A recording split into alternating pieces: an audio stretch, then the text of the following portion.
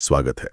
आज हम एक ऐसी किताब के पन्ने पलट रहे हैं जो महज एक आत्मकथा नहीं बल्कि भारतीय क्रिकेट का आप कह सकते हैं एक पूरा युग है। सचिन तेंदुलकर की प्लेइंग इट माय वे। हाँ, तो हमारे पास इस किताब के कुछ अहम हिस्से हैं और हमारा इरादा सिर्फ घटनाओं को दोहराना नहीं है बल्कि उस सोच, उस जज्बे और उन अनदेखे संघर्षों को समझना है जिन्होंने सचिन को भगवान का दर्जा दिलाया। क्या खास है इस सफर में रनों और रिकॉर्ड्स के परे? बिल्कुल। ये किताब हमें सिर्फ मैदान की कहानी नहीं सुनाती, बल्कि उस इंसान की कहानी सुनाती है जो दबाव, उम्मीदों और चोटों के बीच लगातार खुद को बेहतर बनाता रहा। हम देखेंगे कि कैसे बचपन की वो शरारतें एक असाधारण खिलाड़ी की नींव बनी और कैसे निजी जीवन के उतार चढ़ाव ने उनके करियर को आप कह सकते हैं आकार दिया। तो फिर चलिए शुरू करते हैं उस शरारती बच्चे से जिसका बचपन साहित्य सहवास कॉलोनी की गलियों में बीता। किताब में जिक्र है आम चुराने से लेकर लोगों को फ्लैट में बंद कर देने तक का। ये सिर्फ किस्से नहीं है, शायद यहीं से वो बेखौफ रवैया पनपना शुरू हुआ होगा। हाँ, किताब इसी ओर इशारा करती है। वो शरारतें एक किस्म की ऊर्जा दिखाती हैं। घंटों बाहर खेलना, चोटें लगना, ये सब अनजाने में ही सही उनकी सहन शक्ति बढ़ा रहा था। एक दिलचस्प वाकया साइकिल का भी है। पिता ने मुश्किल से पैसे जुटाकर साइकिल दिलाए। हाँ। और कुछ ही घंटों में एक्सीडेंट, आंख पर 8 टांके। जुनून और जोखिम का ये पहला सबक था शायद। और वो चोटें, बाप रे, नाक पे गेंद लगना, खून बहना, टैक्सी के पैसे न होना और फिर दोस्त की साइकिल पर लटक कर फिर पैदल घर पहुंचना। आज के दौर में सोचे हैं तो लगता है कितनी मुश्किलें थीं, खासकर बिना हेलमेट के प्रैक्टिस करना। ये शायद आचरेकर सर की ट्रेनिंग का हिस्सा था। किताब बताती है कि सर जानबूझकर भी कभी-कभी बिना हेलमेट के अभ्यास कराते थे ताकि गेंद से डर खत्म हो और बचने की कला आए। अच्छा। हाँ, ये तरीके सख्त थे पर इसने सचिन को निडर बनाया। चोट लगना खेल का हिस्सा बन गया, डर नहीं। हाँ, और इसी निडरता और जुनून को सही दिशा दी रमाकांत आचरेकर सर ने। भाई, अजीत उन्हें ले तो गए पर पहले नेट सेशन में सचिन कुछ खास नहीं कर पाए थे शायद। जी हाँ, बिल्कुल। सर ने तो लगभग मनाही कर दिया था। अरे, लेकिन अजीत भाई का विश्वास देखिए। उन्होंने सर से कहा कि आप छिपकर देखें, वो नर्वस हो रहा है। और जब सर ने छिपकर देखा तो सचिन खुलकर खेले। वाह। यहीं से वो गुरु शिष्य का अटूट रिश्ता शुरू हुआ, जिसके लिए स्कूल बदलना पड़ा। शारदाश्रम विद्या मंदिर गए, वो शिवाजी पार्क में घंटों पसीना बहाना पड़ा। हाँ, और सर का वो स्कूटर पर आकर नेट्स के लिए ले जाना, पैड पहनकर पार्क के 2 चक्कर लगवाना, ये सब कहानियां तो सुनी है। गजब का अनुशासन था। जी बिल्कुल। और सर की वो बात, वो तो जैसे सचिन के जीवन का मंत्र बन गई। कौन सी? लेकिन शुरुआती रास्ते बिल्कुल आसान नहीं थे। मुंबई अंडर 15 टीम में चयन न होना, पुणे में पहले मैच में रनआउट होना, और फिर जेब में बस के पैसे न होने पर शिवाजी पार्क तक रोते हुए पैदल चलना, ये सब अनुभव उन्हें मजबूत बना रहे थे अंदर से। फिर विनोद कांबली के साथ स्कूल क्रिकेट की वो रिकॉर्ड साझेदारी, कमाल था वो। सर ने सुबह पारी घोषित करने को कहा था पर दोनों खेलते रहे। बाद में सर से बात करने में डर भी लग रहा था। हाँ, ये दिखाता है कि रन बनाने की भूख कितनी ज्यादा थी उनमें। और फिर आया रणजी ट्रॉफी डेब्यू 1988 में गुजरात के खिलाफ। सिर्फ 15 साल की उम्र और पहली पारी में शतक, 100 नॉट आउट। ये कोई साधारण उपलब्धि नहीं थी। नहीं, बिल्कुल नहीं। इसने सीधे राष्ट्रीय चयनकर्ताओं का ध्यान खींचा। और फिर ईरानी ट्रॉफी का शतक, जहां गुरशरण सिंह टूटी उंगली के साथ एक हाथ से खेले ताकि सचिन अपना शतक पूरा कर सके। किताब में सचिन इस घटना को खेल भावना और दोस्ती की मिसाल मानते हैं। ये पल दिखाते हैं कि क्रिकेट सिर्फ आंकड़ों का खेल नहीं है। जी, इन्हीं प्रदर्शनों ने महज 16 साल की उम्र में पाकिस्तान दौरे का टिकट दिलाया।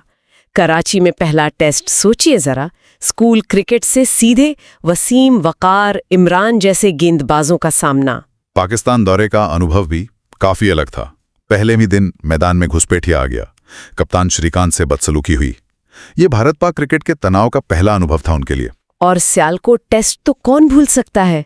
वकार यूनिस की गेंद नाक पर लगी, खून बहने लगा। हाँ, फिजियो आए, सबने कहा बाहर चले जाओ, लेकिन 16 साल के उस लड़के ने कहा मैं खेलेगा। ये 2 शब्द तो अमर हो गए। जी हाँ, ये सिर्फ शब्द नहीं थे, ये सचिन का चरित्र था।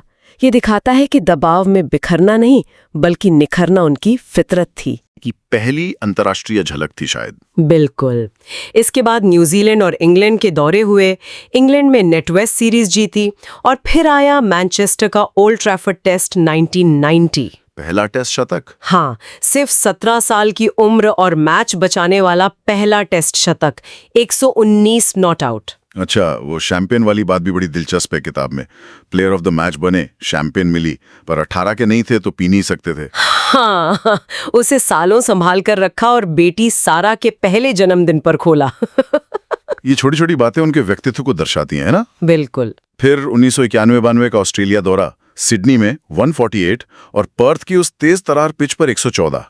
वो पर्थ वाली पारी तो मतलब कमाल थी। जी हाँ, वो पारियां थी जिसने दुनिया को बता दिया कि ये खिलाड़ी खास है।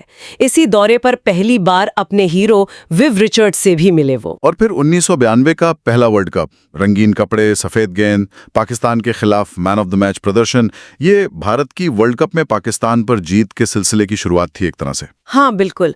और इसी दौर में उनकी जिंदगी में अंजलि आई। एयरपोर्ट पर पहली मुलाकात, हाँ, फिर छिप छिप कर मिलना।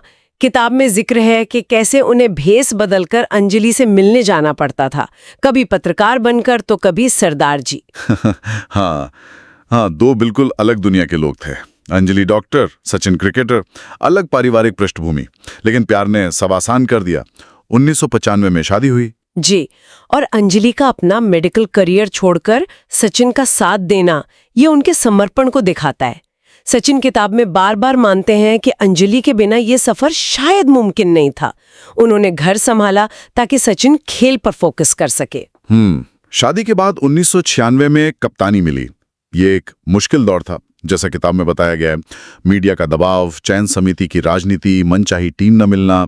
कुछ सफलताएं मिली जैसे टाइटन कप जीतना, लेकिन विदेशी दौरों पर नाकामी हाथ लगी। और वो बारबाडोस टेस्ट 1997 की हार, उसे वो अपने करियर की सबसे बड़ी निराशा मानते हैं।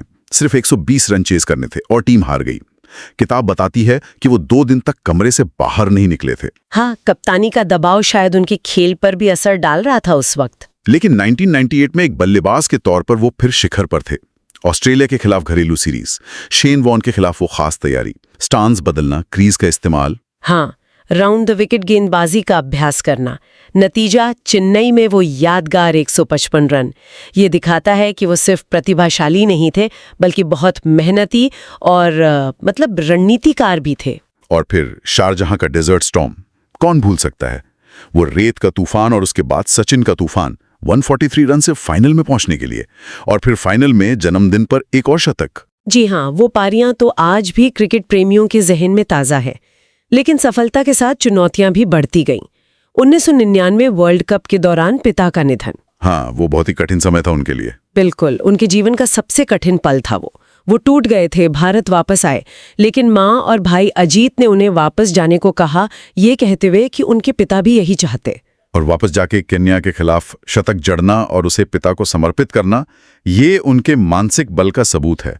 दर्द को ताकत बनाना उन्होंने सीखा था शायद। बिल्कुल। इसके बाद चोटों ने परेशान करना शुरू किया।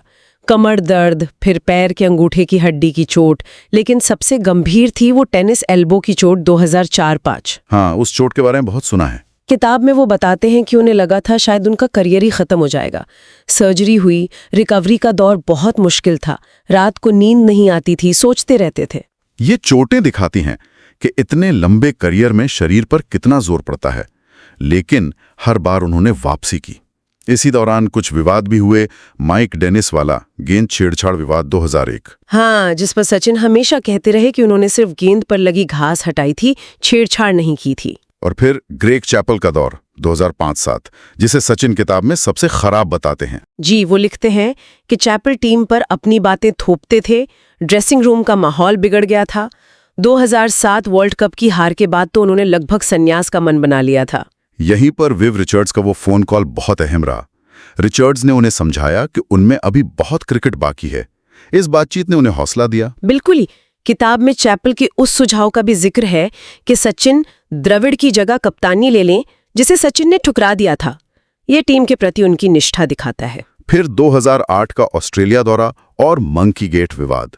हरभजन सिंह पर नस्लीय टिप्पणी का आरोप लगा था। हाँ, सचिन ने गवाही दी, बताया कि हरभजन ने पंजाबी में कुछ कहा था, नस्लीय टिप्पणी नहीं थी। मैच रेफरी के फैसले पर टीम का कड़ा रुख, अपील और अंत में हरभजन पर से नस्लीय आरोप हटा। ये टीम एकता का भी प्रतीक था। इन सब उतार चढ़ावों के बाद 2008 में ऑस्ट्रेलिया में सीबी सीरीज जीतना एक बड़ी वापसी थी। फाइनल के दोनों मैचों में सचिन का प्रदर्शन शानदार रहा। वो जीत बहुत जरूरी थी उस समय। जी हाँ, और 2008 से 2010 तक का दौर फिर से शानदार रहा।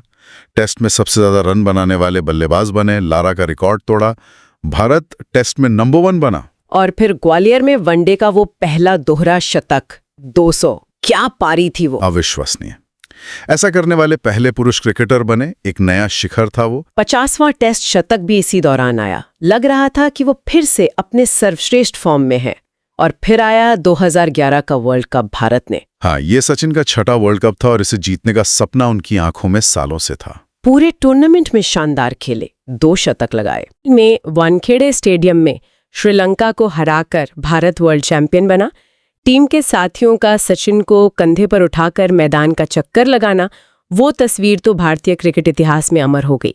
हाँ, सचिन के लिए वो उनके जीवन का सबसे गौरवशाली पल था, जैसा वो किताब में कहते हैं। बिल्कुल। वर्ल्ड कप जीतने के बाद एक और मंजिल बाकी थी, 100वां अंतर्राष्ट्रीय शतक। ओ हाँ, उसका इंतजार बहुत लंबा और मुश्किल साबित हुआ। 1 साल से ज्यादा लग गया। मीडिया का दबाव बहुत ज्यादा था। जी, किताब बताती है कि ये दौर मानसिक रूप से कितना थका देने वाला था। हर कोई सिर्फ उसी शतक की बात कर रहा था। कई बार नर्वस 90s में आउट हुए। ओवल में 91, दिल्ली में 76, मुंबई में 94। आखिरकार मार्च 2012 में बांग्लादेश के खिलाफ एशिया कप में वो शतक बना। राहत तो मिली, पर भारत वो मैच हार गया, जिससे जश्न थोड़ा फीका रहा। ये भी दिखाता है कि उनके लिए टीम की जीत हमेशा व्यक्तिगत उपलब्धि से बढ़कर थी। सही कहा। 100वें शतक के बाद संन्यास की बातें शुरू हुई। दिसंबर 2012 में वनडे से संन्यास लिया, फिर अक्टूबर 2013 में घोषणा की कि वेस्टइंडीज के खिलाफ घरेलू सीरीज उनकी आखिरी होगी। और वो अपना 200वां और आखिरी टेस्ट मुंबई में अपने घरेलू मैदान वानखेड़े में खेलना चाहते थे। 199वां टेस्ट कलकत्ता में हुआ। खास बात यह थी कि उनकी मां पहली बार स्टेडियम में मैच देखने आई थी। जी, और फिर आया वानखेड़े में 200वां टेस्ट। माहौल बहुत भावुक था। गार्ड ऑफ ऑनर मिला, 74 रन बनाए। जब आउट हुए तो पूरा स्टेडियम खड़ा था, तालियों की गूंज थम नहीं रही थी। और मैच के बाद का वो विदाई भाषण, उन्होंने पहले से नोट्स बना रखे थे। परिवार, कोच, दोस्त, साथी खिलाड़ी, डॉक्टर, बीसीसीआई, मीडिया, फैंस, किसी को नहीं भूले। हाँ, उनकी आवाज भर्रा रही थी, सबकी आंखें नम थीं। वो भाषण सिर्फ धन्यवाद नहीं था, वो 24 साल की एक पूरी यात्रा का सार था। भाषण के बाद पिच पर जाकर उसे नमन करना, वो पल दिखाता है कि क्रिकेट उनके लिए क्या मायने रखता था। बिल्कुल। और फिर ड्रेसिंग रूम में अकेले में रोना उनके अंदर के उस बच्चे को दिखाता है जो आज भी क्रिकेट से उतना ही प्यार करता है। और फिर मैच के तुरंत बाद भारत रत्न की घोषणा। ये सम्मान पाने वाले पहले खिलाड़ी बने। जी, ये उनके कद और योगदान का प्रमाण था। किताब का अंत एक संतुष्टि के भाव के साथ होता है। सचिन ने अपनी शर्तों पर खेला, एक ऐसी विरासत छोड़ी जिस पर वो गर्व कर सकते हैं। अब वो अपनी दूसरी पारी जी रहे हैं, परिवार के साथ समय बिता रहे हैं, वो सब कर रहे हैं जो क्रिकेट खेलते हुए शायद नहीं कर पाए। हाँ, तो ये थी प्लेइंग इट माई वे से निकली कुछ खास बातें, कुछ झलकियां।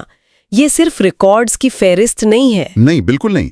ये जुनून, दबाव झेलने की कला, चोटों से लड़कर वापसी करने और शिखर पर पहुंचकर भी विनम्र बने रहने की कहानी है। बिल्कुल। ये किताब हमें सिखाती है कि महानता सिर्फ प्रतिभा से नहीं आती। इसके पीछे सालों की कड़ी मेहनत, अनुशासन, त्याग और हाँ, परिवार का अटूट समर्थन होता है। अंजलि का योगदान, आचरेकर सर का मार्गदर्शन, भाई अजीत का विश्वास, ये सब मिलकर सचिन तेंदुलकर की कहानी को पूरा करते हैं। और ये भी कि दबाव कैसे आपको तोड़ भी सकता है और बना भी सकता है। वो 100वें शतक का इंतजार या कप्तानी का बोझ, ये सब दिखाता है कि मानसिक मजबूती कितनी जरूरी है। अंत में ये किताब सिर्फ क्रिकेट प्रेमियों के लिए नहीं है, ये हर उस इंसान के लिए प्रेरणा है जो अपने सपनों का पीछा कर रहा है, जो मुश्किलों से लड़ रहा है। ये बताती है कि अगर इरादा पक्का हो तो कुछ भी हासिल किया जा सकता है। और जाते जाते हम एक सवाल छोड़ जाते हैं अपने सुनने वालों के लिए। सचिन के इस पूरी यात्रा में वो कौन सी एक बात है जो आपको सबसे ज्यादा छूती है या प्रेरित करती है?